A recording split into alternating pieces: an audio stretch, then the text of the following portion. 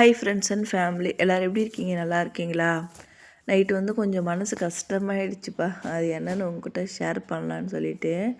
ஏன்னா அந்த துணி மடித்து வச்சுன்னு இருக்கேன்ல, அப்போ டைம் என்னென்னு பார்த்தீங்கன்னா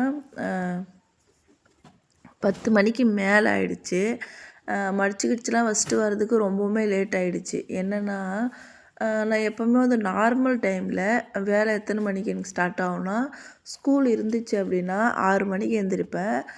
நைட்டு வந்து 9:30 10 மணிக்குள்ளே ரூமுக்கு வந்துடுவேன். அதே ஸ்கூல் இல்லை, ஸ்கூல் லீவ் ஆகிடுச்சு அப்படின்னா காலைல வந்து 8 மணிக்கு எழுந்திரிப்பேன். நைட்டு வந்து அதே மாதிரி தான் 9 10க்குள்ளே வந்துடுவேன். அப்படி இல்லைன்னா பார்ட்டி இல்லை ஃபங்க்ஷன் வெளியே எங்கேயாச்சும் போகிறேன்னா அது லேட்டாகும். அது நார்மல், சரிங்களா? ஆனால் எப்போவுமே வந்து ஒரு 10 மணிக்குள்ளே வந்துடுவேன். நேற்று என்ன ஆச்சுன்னா, நேற்று வந்து ஒரு 10 மணியே போல் எங்கள் ஓனர் வந்து மேலே வந்தாங்க. மேலே வந்து இந்த சூட் கேஸ் இருக்குங்க இல்லையா, இப்போ இந்த துணியெல்லாம் கலைஞ்சிருக்குல்ல, இது என்ன அப்படின்னா ஒரு 4-5 சூட் கேஸ் வந்து மேலே வச்சுருக்காங்க. அதாவது துணி ஐரன் பண்ணுறல அது பக்கத்துலேயே வந்து இருக்கும் எப்போவுமே. நான் அதுக்கு முன்னாடி கூட வீடியோ எடுக்கும்போது பார்த்துருப்பீங்களா என்னன்னு தெரியல. ஒரு 4-5 சூட் கேஸ் பேக் எல்லாமே அங்கே இருக்கும். அது எப்போ வந்து இருக்குதுன்னா, நான் வேலைக்கு வந்த முதல்லேருந்து அங்கே இருக்குது. அந்த சூட் கேஸ் அங்கேயே தான் இருக்குது. ஓப்பன் பண்ணுவாங்க எங்கள் ஓனர் இல்லை அவங்க பொண்ணுங்க ஏதாச்சும் வந்து ஓப்பன் பண்ணி அப்பப்போ ஏதாச்சும் அப்பப்போல எப்போனா ஒருக்கா வந்து ஏதாச்சும் ஒரு ட்ரெஸ்ஸோ இல்லை எதனா ஒன்று வேணும் அப்படின்னா அதில் வந்து திறந்து எடுத்துன்னு போவாங்க. அவங்களே வருவாங்க, அவங்களே திறப்பாங்க. நான் அது வரைக்கும் அது திறந்ததில்ல. அது திறந்து வச்சுட்டு போயிடுவாங்க. அதுக்கப்புறம் நான் அது ஒழுங்காக மூடி எடுத்துகிட்டு மறுபடியும் அதே இடத்துல வச்சுருவேன். இப்படி தான் இத்தனை வருஷமாக அது போயின்னு இருந்துச்சு. ஆனால் அது உள்ள துணி இருக்குதுன்னு எனக்கு நல்லாவே தெரியும். மற்றபடி நம்ம எதுவுமே பண்ணதில்லை. நேற்று வந்து வந்தாங்கப்பா அவங்க. நேற்று மேலே வந்து இதில் ஏதோ துணி இல்லைன்னு சொல்லிவிட்டு அந்த சூட்கேஸில் இறக்க சொன்னாங்க. வெயிட்டாக இருந்துச்சா மேலே மேலே வச்சுருந்தேன். எடுத்து கீழே வேணாங்கன்னா எடுத்து கீழே வச்சா மொத்தத்தையும் தூக்கி துணியெல்லாம் கழித்து போட்டுட்டாங்க.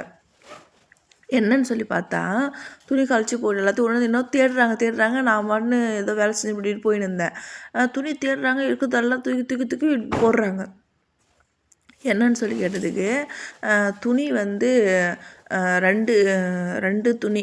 அதாவது எங்கள் ஓனர் வந்து டைலர். அவங்க டைலர்னால் வெளியில் இருக்கவங்களுக்கு தைச்சி கொடுக்குறது அப்படி இல்லை. அவங்க வந்து அவங்களுக்கு வேணுன்றது ட்ரெஸ் அவங்க வந்து தைச்சிக்குவாங்க. அந்த மாதிரி வந்து பீஸாக வந்து தைக்காத துணியாக நல்லா கொஞ்சம் காஸ்ட்லியான துணி வந்து வாங்கி இதில் வச்சுருப்பாங்க போல். நமக்கு தெரியல அது எப்போ வச்சாங்க என்னன்னுமே தெரியல. துணி டக்குன்னு அவங்க என்ன சொல்லிட்டாங்க, துணி வந்து காணோம், எடுத்துன்னு போயிட்டாங்கன்னு அரபியில் 2 வாட்டி சொன்னாங்க. யாரா எடுத்துன்னு போயிட்டாங்க அப்படின்னு எனக்கு. இப்போது நம்ம இந்த வீட்டில் நம்ம தான் இருக்கிறோம். இந்த வீட்டில் வந்து எப்படின்னா ஃப்ரெண்ட்ஸ், நான் வரும்போது நான் வந்து ஒரு 3 நாள் இருக்கும். ஒரு 3 நாள் வரைக்குமே எங்கள் ஓனர் வந்து எங்கே போனாலுமே அந்த அவங்களோட வீட்டோட டோர் வந்து சாத்திட்டு தான் போவாங்களே. சாவி கொடுக்க மாட்டாங்க, சாத்திட்டு போயிடுவாங்க. அவங்க இருக்கும்போது மட்டும் தான் ஓப்பன் பண்ணி விடுவாங்க. ஆனால் அந்த 3 நாளுக்கு அப்புறம் டோட்டல் சேஞ்ச். எல்லாமே மேல் மாடிலேருந்து கீழே வரைக்கும் ஃபுல்லாக என்னோடய கண்ட்ரோல் தான். நான் தான் துடைப்பேன், நான் தான் பெருக்குவேன், நான் தான் துணி மடி வைப்பேன். ஒரு சில வீட்டிலாம் வந்து கப்போர்ட்லாம் கூட வேலை செய்கிறவங்கள வந்து கப்போர்ட்லலாம் வந்து இது பண்ண விட மாட்டாங்க. அந்த மாதிரி எங்கள் வீட்டில் ஒன்றுமே கிடையாது. எல்லாமே இந்த இடத்துல தான் நான் போகல அப்படின்லாம் சொல்ல முடியாது. எல்லா இடத்துலையுமே நம்ம வீட்டில் எப்படி இருப்பேன் அதே மாதிரி தான். பெருக்கிறது, துடைக்கிறது எல்லாமே நானே தான் பண்ணுவேன். காசு அங்கங்கே இருக்கும் எடுத்து வைப்பேன். நகை அங்கங்கே போட்டு வச்சுருவாங்க, அதெல்லாம் எடுத்து அழகாக வைப்பேன். நானே சொல்லுவேன், ஏன் அப்படி போட்டு போகிறீங்க அப்படி நானே கேட்பேன். அந்த மாதிரிலாம் பண்ணுவேன் நான். திடீர்னு வந்து 2 துணி காணோம், எடுத்துன்னு போயிட்டாங்க அப்படின்னா எப்படி இருக்கும்? உண்மையுமே அப்படியே ஷாக் ஆகிட்டு நின்றுட்டு நான் அப்படியே கம்முன்னு நின்று இருக்கேன். அம்மா நான்லாம் எடுக்கல அப்படின்னேன். அவங்க அப்படியே என்னை அப்படி நிமிர்ந்து பார்த்தாங்க. நான் ஒன்றும் சொல்லவே இல்லையே அப்படின்னு சொன்னாங்க. அவங்க சொல்லலைனாலும் அவங்க இல்லைன்னு சொன்னால் நம்மளுக்கு தானே மனசு ஒரு மாதிரி பதன்னு இருக்கும். என்னடா இது துணி காணோன்றாங்களே, கொஞ்சம் காஸ்ட்லியான துணின்றாங்களே, என்னடா இதுன்னு அப்படியே யோசிச்சுட்டே இருந்துட்டு அப்போ. ஆனால் அவங்க 10 நிமிஷம் வந்து துணி எடுத்துன்னு போய்ட்டு தான் சொன்னாங்க, யாருன்னு சொல்லவே இல்லை. அதுக்குள்ளே எனக்கு மனசுக்குள்ளே 1000 கற்பனை ஓடிடுச்சு. நம்ம தானே வீட்டில் இருக்கிறோம், நம்ம மேலே தான் பழி வைப்பாங்களோ அப்படின்ற மாதிரி ஆயிடுச்சு. இன்னொரு விஷயம் என்னென்னா, நான் வந்து ஊருக்கு போனேன் இல்லையா, இப்போ அந்த ஊருக்கு போகும்போது நான் வந்து என்னென்ன எடுத்துகிட்டு போனேன்னா, ஒரு சூட்கேஸு ஒரு பொட்டி, இது 2 தான் நான் இங்கே வந்து எடுத்துன்னு போனேனே. இது 2மே எப்படின்னா எங்கள் ஓனர் தான் எனக்கு அடுக்கி கொடுத்தாங்க. நான் ரூம்லேயே வந்து எல்லாத்தையும் மேலே வச்சு அடுக்கிட்டேன். நான் வாங்கிட்டு வந்த பொருள் எனக்கு எங்கள் மேடமே வந்து கொஞ்சம் ட்ரெஸ் எல்லாம் கொடுத்தாங்க. இவங்களே வந்து எனக்கு அந்த நைட்டிலாம் வந்து தைக்காதது புதுசாக அதெல்லாம் இவங்க எங்கள் ஓனரே கொடுத்தாங்க. அது எல்லாமே வந்து நானே வந்து மேலே வந்து வச்சு அடுக்கிட்டேன். ஊருக்கு எடுத்துன்னு போகிறதுக்கு அடுக்குனா எனக்கு அடுக்க தெரியல. ஒரு மாதிரி என்ன சொல்கிறது, கச்சா முச்சான்னு அடுக்கி ஒரு மாதிரி ஜிப்பி போடவே முடியல. அப்புறம் எங்கள் ஓனர்கிட்ட போய் சொன்னேன், இந்த மாதிரி எனக்கு அடுக்க தெரியலன்னா அப்புறம் எடுத்துடும் நானே அடுக்கி தரேன்னு சொன்னாங்களா.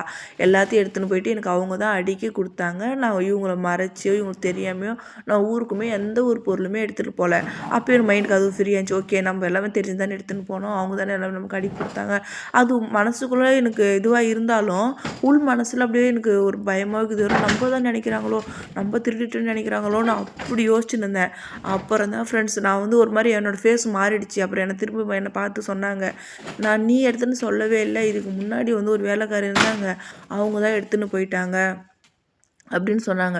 அவங்க சொன்னதுக்கப்புறம் வந்து ஆனால் 2, 3 வாட்டி அவங்க தான் எடுத்துன்னு போயிட்டாங்கன்னு சொல்லின்னு இருந்தாங்க. என் மனசு வந்து கொஞ்சம் இதாகிடுச்சு. இருந்தாலும் உள்ளுக்குள்ளே ஒரு பதட்டம் இருந்துச்சு எனக்கு நிஜமாலுமே. ஓகே, நம்ம தான் தப்பாக நினைக்கிறாங்களோ அப்படின்ற மாதிரி. இப்போ எங்கள் அரபு நாட்டை பொறுத்த வரைக்கும் எப்படின்னா, யாருமே ஆனால் அவங்க சொல்கிறது உண்மை தான். அந்த மாதிரி திருடுறாங்களோ அதெல்லாம் உண்மை தான். எனக்கு தெரிஞ்சே வந்து நான் எங்கள் ஓனருடைய பொண்ணு வீட்டில் இதுக்கு முன்னாடி வேலை செஞ்சவங்க, முன்னாடியெல்லாம் வந்த புதுசில் ஒருத்தவங்க வேலை செஞ்சாங்க. அவங்க வந்து என்ன பண்ணாங்கன்னா, நகை எடுத்துட்டாங்க. நகை எடுத்து அவங்கள போலீஸ் எல்லாம் பிடிச்சி எடுத்துன்னு போய் கொடுத்துட்டாங்க. அந்த மாதிரி நடக்கிறது உண்மை தான். ஒரு வேளை அந்த புள்ள அந்த ட்ரெஸ் எடுத்துன்னு போயிடுச்சா என்னன்னு தெரியல. ஆனால் எங்கள் ஓனர் வந்து டக்குன்னு கிளிக் ஆகிடுச்சு அவங்களுக்கு. அவங்க வந்து நேபாளி. இதுக்கு முன்னாடி நான் வரதுக்கெலாம் முன்னாடி செஞ்சாங்களாம். அவங்க வந்து எடுத்துன்னு போயிட்டாங்க. அப்படி அந்த பொண்ணு தான் எடுத்துன்னு போயிடுச்சின்னு சொல்லிட்டு ஒரு கோவமாக பேசுனாங்க அந்த பொண்ணை. நான் என்ன சொல்கிறேன்னா, நம்மளை நம்பி ஒரு இடத்துல விட்டுறாங்கன்னா அது யாருக்காக இருந்தாலுமே சரி தான். எந்த லாங்குவேஜ் யாராக இருக்கட்டும், நம்ம வந்து ஒரு இடத்துல வேலை செய்கிறாங்கன்னா உண்மையாக இருக்கணும். அந்த ட்ரெஸ்ஸெல்லாம் நம்மளுக்கு ஒன்றுமே வரப்போகிறது கிடையாது. நம்மளுக்கு மாதம் சம்பாதிக்கிறோம், நம்மளுக்கு பணம் வருது, நம்ம அந்த மாதிரிலாம் திருடணும் அந்த மாதிரி. ஆனால் எங்கள் ஓனராண்டி பொய் சொல்ல மாட்டாங்க. ஏன்னா இவ்வளோ நாளாக இருக்குது இந்த மாதிரி சொன்னதில்லை. ஃபஸ்ட் டைம் நம்ம சொல்கிறாங்கன்னா அப்போ கண்டிப்பாக அவங்களோட திங்ஸ் வந்து காணாமல் போயிருக்கு. இந்த மாதிரி நடந்துச்சு ஃப்ரெண்ட்ஸ். யாருமே சொல்கிறேன் அந்த மாதிரி திருடக்கூடாது அப்படின்றது நான் பதிவு பண்ணுறேன். அதே மாதிரி அரபு கண்ட்ரி பொறுத்த வரைக்கும் நம்ம நல்லா பார்த்துக்குவாங்க ஃப்ரெண்ட்ஸ், நல்லா பார்த்துக்குவாங்க, நல்லா இது பண்ணுவாங்க. ஆனால் நம்மக்கிட்ட ஒரு சின்ன தப்பு இருக்குதுன்னு கண்டுபிடிச்சிட்டாங்க அப்படின்னா அவங்க மைண்டில் நம்ம 100 நல்லது பண்ணது கூட அவங்களுக்கு தெரியாது.